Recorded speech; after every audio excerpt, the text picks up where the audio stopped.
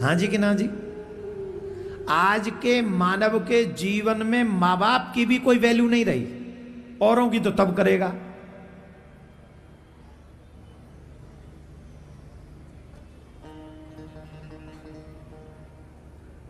अब अगर वृद्ध अवस्था में माँ बाप को भोजन कराना पड़ जाए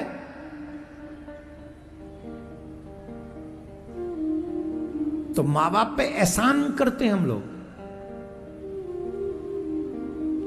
दवा दिलवानी पड़ जाए तो ये समझो जैसे हृदय फट गया। अब जिनके हृदय में माँ बाप के लिए इतना भाव है तो समाज के लिए, धर्म के लिए कितना भाव रहा होगा। फिर वो गौ माता के लिए कैसे सोचेंगे? वो तो बिल्कुल नहीं सोचेंगे। कुत्ते पाल लेंगे घर में, उन पे चाहे 2-4 हजार रुपए महीने के लगाने पड़ जाए, कुत्ते पालेंगे। शायद ये तो भगवान की भूमि है, यहां तो कुत्ते नहीं होंगे घरों में। बक्सर में तो नहीं है कुत्ते, मतलब घरों में, बाहर तो मैंने भी देखे होंगे, होगा ही, घरों में तो नहीं कुत्ते।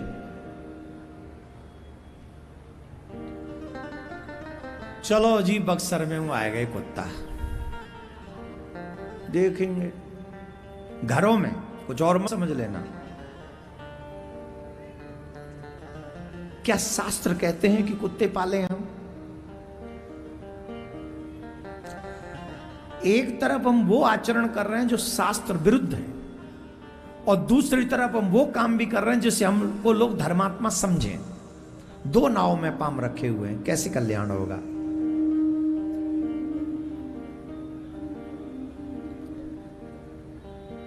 हम लोगों ने कुत्ते घर में पाले हुए हैं।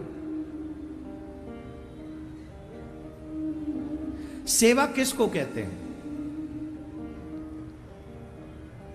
परोपकाराय पुण्याय, परोपकार करना सबसे बड़ा धर्म है। एक गांव में एक बेटी और मां रहा करती, ध्यान से सुनेंगे, ये कथा समझ में आएगी आपको। सुनाऊं कि नहीं?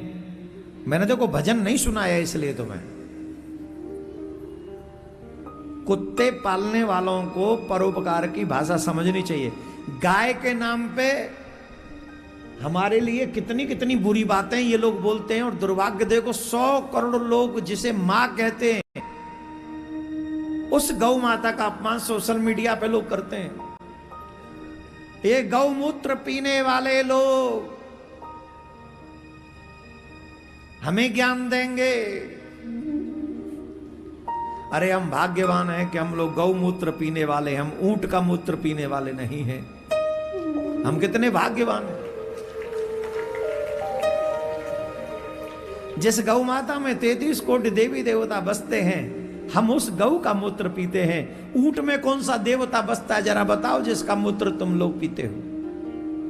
कौन सा देवता बसा उसमें, बोलो? गौ में कितने देवता बस रहे हैं, हमसे गिन लो, आके सुन लो। और शास्त्र प्रमाणम। हेलो, ये फेसबुक या ज्ञान नहीं, व्हाट्सएप ज्ञान नहीं। वेद से कहो वेद से बताएंगे, पुराण से कहो पुराण से बताएंगे, रामायण से कहो रामायण से बताएंगे, गीता से कहो तो गीता से बताएंगे, और तुम जो भाषा समझोगे उस भाषा में बताएंगे। आज तो जाओ हमारे पास कि गौमूत्र पीने से क्या लाभ होता है। शास्त्रों में लिखा है 100 वेदज्ञ ब्राह्मणों को जिमाने के बाद जो फल मिलता है वो एक देसी गाय को भोजन करा के, पेट भर के भोजन कराने से उससे भी ज्यादा फल मिलता है।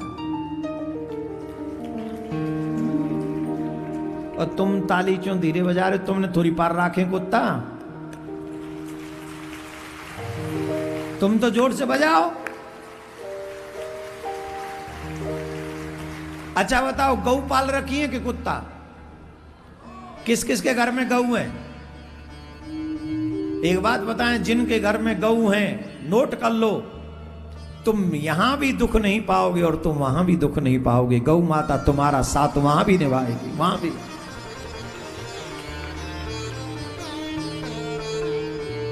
वहां भी साथ निभाती गौ माता, बैतरणी वही पार कराती।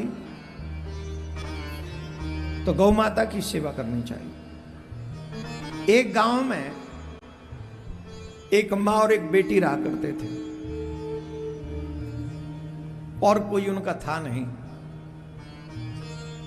घर चलाने के लिए भी ज्यादा, आजीविका चलाने के लिए ज्यादा साधन नहीं थे उनके पास में। मां वयोवृद्ध थी, बेटी युवान थी। एक दिन भोर हुआ, बेटी उठी, बुहारू लगाने लगी अपने छोटे से घर में। तो उसके घर में एक चिट्ठी, एक पत्र पड़ा हुआ मिला। उस पत्र को पढ़ा उसने। उस पत्र में लिखा था, बेटी मैं भगवान हूं, आज मैं तेरे घर आऊंगा, मेरा तुझसे मिलने का बड़ा मन है।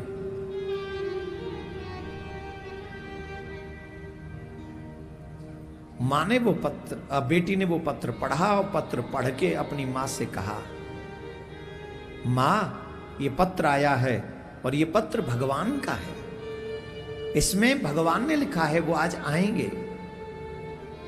मां ने कहा, बेटी ऐसा लगता है इस गांव के किसी धूर्त ने तुझे पागल बनाने के लिए पत्र लिखा है, तू काहे को व्यर्थ की बातों में पड़ती। बेटी ने कहा, चलो मान लो आपकी बात सच हो, किसी धूर्त ने ये बात लिखी है, पर अगर भगवान आ गए तो? अगर ये पत्र भगवान ने ही लिखा हो तो, और भगवान आ गए तो फिर क्या होगा?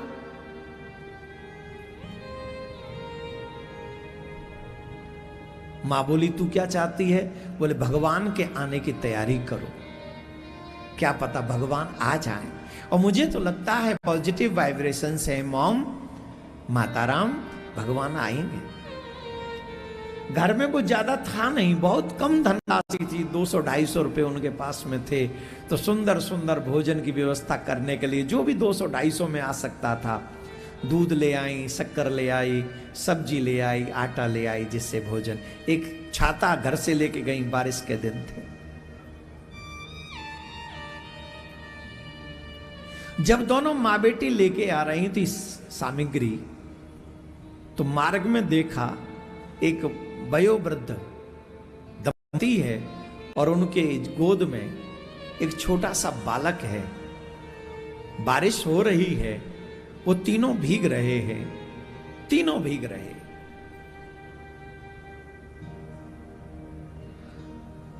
मां से कहा, मां तुम घर चलो, मैं आती हूं।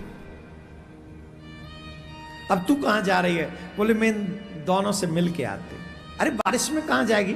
मां तुम चलो, मैं आती हूं।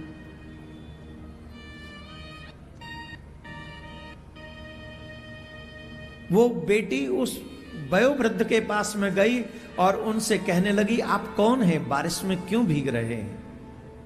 बोले, हमारे इस बच्चे को बुखार हो गया, हम डॉक्टर के पास जाना चाहते हैं, पर हमारे पास तो कोई धन नहीं है, कोई साधन नहीं है, भूखा है ये बच्चा, कुछ खाने को नहीं है। बिटिया क्या हमें कुछ खाने को देगी? अब उस बिटिया को लगा कि खाने की वस्तु तो मुझ पे है, पर ये तो मेरे भगवान के लिए है, ये जो भगवान आने वाले हैं, ये वस्तु तो भगवान के लिए है। अगर मैं ये नहीं दे दूंगी तो मैं भगवान को क्या खिलाऊंगी? भगवान जब आएंगे तो। फिर उस बिटिया को लगा कि भगवान जब आएंगे तब की तब देखेंगे, उन्हें तो मैं मना लूंगी, पर इस बेचारे को कैसे मनाऊं? तो उसने अपने जितनी भी सामग्री भगवान के भोग के लिए लाई थी, वो उन दोनों को दे दी कि इस बच्चे को बना के खिला दो। और जो 50 रुपए बचे थे वो भी दे दिए कि इस डॉक्टर को इस बच्चे को दिखा लो, और लो बारिश में मत भीगो, ये छाता भी ले जाओ। उन दोनों वयोवृद्धों ने बहुत आशीर्वाद दिया। ऐसे बच्चे कहाँ होते हैं आज के युग में। हम आशीर्वाद देते हैं, तुम जुग जुग जियो, जुग जुग जियो, जुग जुग जियो, भगवान तुम पर कृपा करे। बेटी अपने घर वापस आई तो बेटी कि माँ ने कहा कहाँ रह गई थी उनसे इतनी देर बतराती हुई। बोले माँ उनसे बात कर रही थी। ले अभी घर में आई हूं तो देख एक और पत्र मिला, अब ये पत्र किसका, देखियो इसमें क्या लिखा है।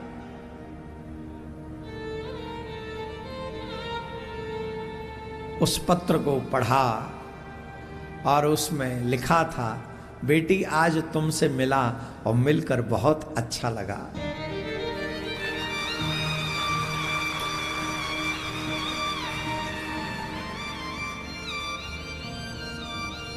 तुम्हारे हाथ की सामग्री पाकर बहुत आनंद आया, बहुत अच्छा लगा, बहुत अच्छा। और तुम्हारा छाता लेके जा रहा हूं। बेटी चिंता मत करना, ये छाता नहीं, ये धर्म की सुरक्षा है। तूने हमारी सेवा करी है, ऐसे ही धर्म छाता बनकर तेरी सदा सेवा करेगा, तेरी रक्षा करेगा। जो धर्म की रक्षा करता है, धर्म उसकी रक्षा करता है। धर्मो रक्षति रक्षितः। बेटी दौड़ कर गई घर के बाहर, देखा उधर जिधर वयोवृद्ध थे उधर झांक कर देखा, कोई दृष्टिगोचर नहीं हुआ। मां के चरणों में लिपट कर रोने लगी, मां भगवान आए थे, मैं उन्हें पहचान नहीं सकी। वो मिल के गए, वो सब सामग्री लेके गए। मां ने कहा रोती क्यों है, तेरे भगवान ने, तू भगवान के लिए लाई थी, भगवान को अर्पित हो गया, भगवान ने तेरी प्रार्थना सुन ली।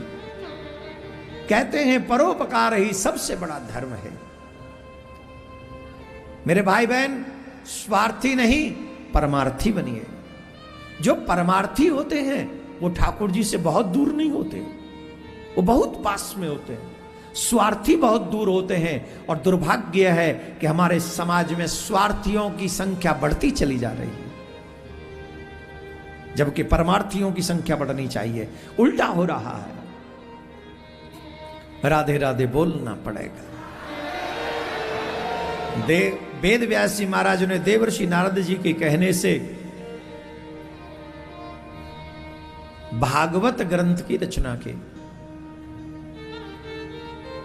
राम नाम के हीरे मोती,